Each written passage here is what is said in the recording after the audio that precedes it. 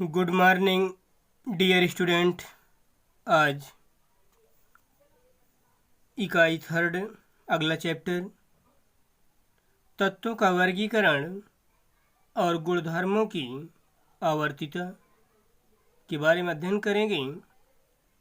इकाई थर्ड और इस तत्वों का वर्गीकरण और गुणधर्मों की आवर्तिता के पार्ट 1 के अंतर्गत हम मेंडलीव का आवर्त नियम और मूल आवर्त सारणी, Mendeleev periodic law and original period table के बारे में अध्ययन करेंगे।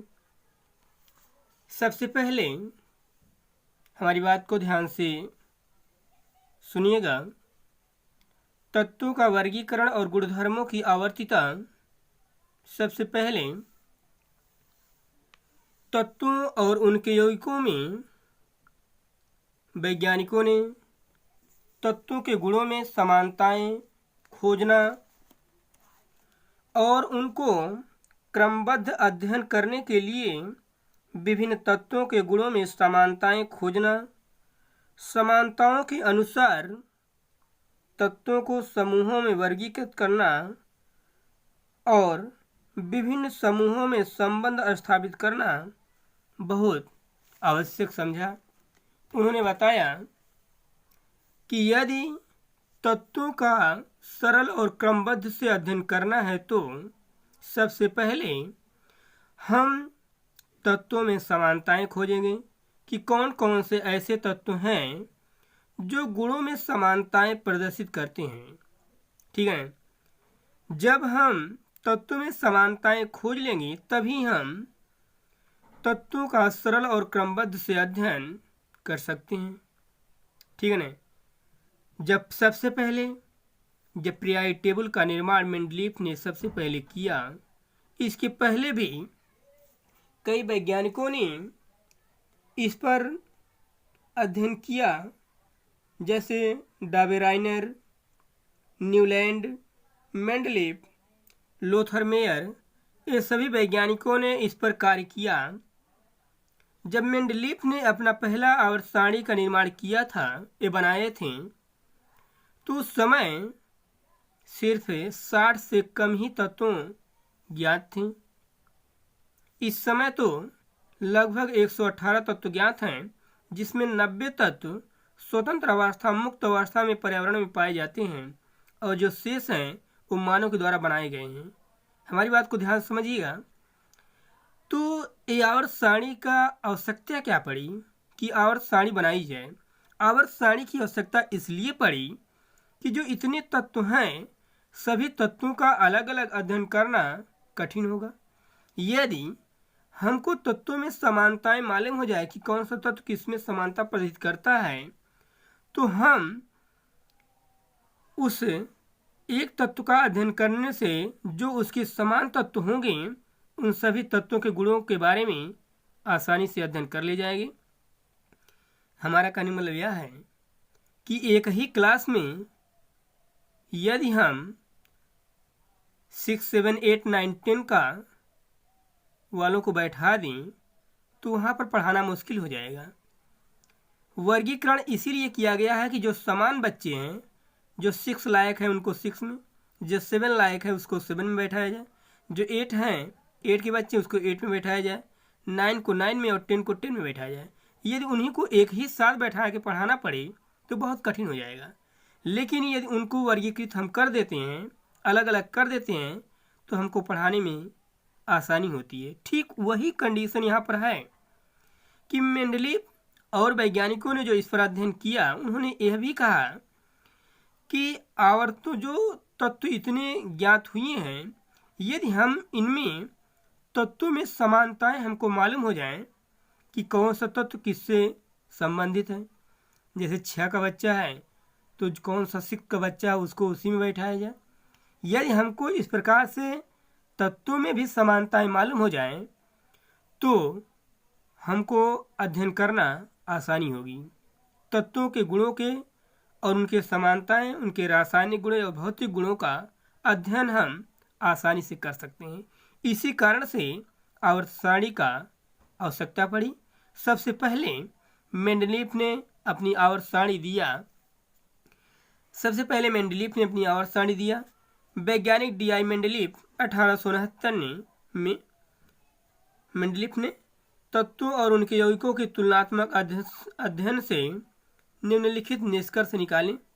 सबसे पहले मेंडलीफ ने जब तत्वों और उनके यौगिकों का अध्ययन किया तो उन्होंने एक निष्कर्ष निकाला। वो निष्कर्ष है क्या? पहला इनका है कि परमाणु भार तत्वों का मूल लक्षण है। कहने का मतलब इनका यह है कि जो परमाणु भार होता है वो तत्वों का मूल लक्षण होता है। कहने का मतलब यह है कि जो सारे गुण होते हैं वो सभी गुण डिपेंड करते हैं परमाणु भार पर। कहने का मतलब इनका यही है कि परमाणु भार तत्वों का मूल लक्षण है। जो सारे गुण होते हैं सभी गुण डिपेंड करते हैं परमाणु भार पर किसी तत्व के। अभी बहुत संशोधन इसमें होगा पीरियोडिक टेबल में। अभी तो ये प्रारंभ हुआ, कैसे पीरियोडिक टेबल का निर्माण हुआ। हम ऐसे पीरियोडिक टेबल का निर्माण कर रहे हैं, बता रहे हैं आपके बारे में आपको कि जहाँ पर कम से कम 60 से कम ही तत्व ज्ञात थे उस समय, तब मेंडलीफ ने ये आवर्त सारणी बनाई थी। ठीक है ना। दूसरा, तत्वों को उनके परमाणु भारों के बढ़ते हुए क्रम से क्षैतिज पंक्तियों में व्यवस्थित करने पर मिलते जुलते गुणों के तत्व एक नियमित अंतर से आते रहते हैं। अर्थात एक नियमित अंतर से भौतिक व रासायनिक गुणों की पुनरावृत्ति होती है। यह एक नियमित अंतर से गुणों की पुनरावृत्ति होने को गुणों की आवर्तिता कहते हैं। कहने मतलब इनका यह है, यदि हम तत्वों को उनके परमाणु भारों के बढ़ते हुए क्रम से एक क्षैतिज पंक्ति, ये जो दाहिने से बाएं जाता है ये क्षैतिज पंक्ति है, तत्वों को उनके परमाणु भारों के बढ़ते हुए क्रम से क्षैतिज पंक्तियों में व्यवस्थित करने पर उनके जो मिलते जुलते गुण हैं वो तत्व एक नियमित अंतर से आते रहते हैं। अर्थात एक नियमित अंतर से भौतिक व रासायनिक गुणों की पुनरावृत्ति होती है। एक नियमित अंतर से गुणों की पुनरावृत्ति होने को गुणों की आवर्तिता कहते हैं। और ये जो नेचर उत्पन्न होता है कि परमाणु भार के क्रम में रखने पर क्षैतिज पंक्तियों में उनके आगे की तरफ जाने पर एक नियमित अंतर से उनके गुणों की जो पुनरावृत्ति होती है उस पुनरावृत्ति को ही क्या कहते हैं? आवर्तिता कहते हैं। ठीक है ना।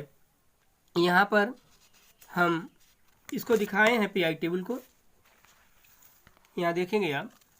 उस समय ये पीरियोडिक टेबल बना था जब सिर्फ 60 से कम ही तत्व ज्ञात थी। लेकिन ये जो पीरियोडिक टेबल मेंडलीफ ने बनाया था ये परमाणु भार के बढ़ते हुए क्रम में बनाया था। यहाँ 3, 9, 11, 12, 14, 16, 19 ये सभी परमाणु भार हैं। वहाँ पर परमाणु क्रमांक का जिक्र मेंडलीफ ने नहीं किया था। ये परमाणु भार आप देख रहे हैं बढ़ रहा है। ठीक है, बढ़ते हुए क्रम में व्यवस्थित किया था। और इन्होंने बताया कि जब परमाणु भारों के बढ़ते हुए क्रम में मैंने व्यवस्थित किया तो ये देखें कि आगे आवर्त में आगे की तरफ जाने पर उनके गुणों में समानताएं प्रदर्शित होती हैं। जैसे बोरान का जो गुण है, लिथियम के आगे हमने गया बोरान, और जब सोडियम के आगे गया तो मैग्नीशियम। तो जो बेरिलियम का गुण है वो मैग्नीशियम से समानता प्रदर्शित करता है। कहने मतलब यह है ये आवर्त होता है, क्षैतिज पंक्ति जो होती है आवर्त होता है, एक ग्रुप होता है। इनका कहने मतलब यह था, आवर्त में जब हमने आगे गया तो उनके गुणों में हमने क्या देखा? पुनरावृत्ति देखा। पुनरावृत्ति के मतलब कि जो बेरिलियम का प्रॉपर्टी है उसी प्रकार से मैग्नीशियम का भी आ रहा है और उसी प्रकार से कैल्शियम का भी आ रहा है। तो आवर्त में आगे की तरफ जाने पर उन तत्वों के गुणों में क्या होती थी? पुनरावृत्ति होती थी। पुनरावृत्ति का मतलब यह होता है कि जो गुण इसके थे वही गुण इसके भी आ रहे हैं, और जो मैग्नीशियम का गुण था वही गुण समानता कैल्शियम में भी आ रही थी। तो ये इसी को जब गुणों की पुनरावृत्ति होती है आवर्त में आगे की तरफ जाने पर उसी को हमने क्या कहा? आवर्तिता कहा। ठीक है ना। तो बोरान एल्युमिनियम से गुणों में समानता प्रदर्शित करता था, कार्बन सिलिकॉन से, नाइट्रोजन फास्फोरस से, ऑक्सीजन सल्फर से, फ्लोरीन क्लोरीन से, ये आगे की तरफ जा रहे हैं आवर्त में ना, तो ये समानताएं थी। तो ये तो वह पीरियोडिक टेबल है जब 60 से कम ही तत्व ज्ञान थे। सबसे पहले मेंडलीफ ने इसको दिया था। तो हमने आपको आज सिर्फ मेंडलीव की एक आवर्त सारणी के बारे में बताया और ऐसी आवर्त सारणी जब 60 से कम ही तत्व ज्ञात थे उसके बारे में बताया। अब इसमें कैसे हम संशोधन करेंगे, कैसे निर्माण करेंगे और आधुनिक तक कैसे जाएंगे, इसके आगे आपको पढ़ाया जाएगा एक स्टेप वाइज। कैसे कैसे इसमें संशोधन हुए, निष्कर्षण कैसे हुआ, तत्वों की खोज होने पर कैसे इसको व्यवस्थित किया गया, इन सभी के बारे में आपको बताया जाएगा इस पूरे चैप्टर में। कैसे एक शुद्ध रूप से जो इस समय हम पढ़ते हैं मेंडलीव की आवर्त सारणी, उसका निर्माण कैसे किया गया, उसके बारे में पूरा इस चैप्टर में हम अध्ययन करेंगे। कैसे उस जो इस समय आवर्त सारणी बनी है उसका कैसे निर्माण हुआ है। ठीक है ना। तो आज का क्लास यहीं पर समाप्त होता है। नेक्स्ट क्लास अगले दिन। Thank you very much.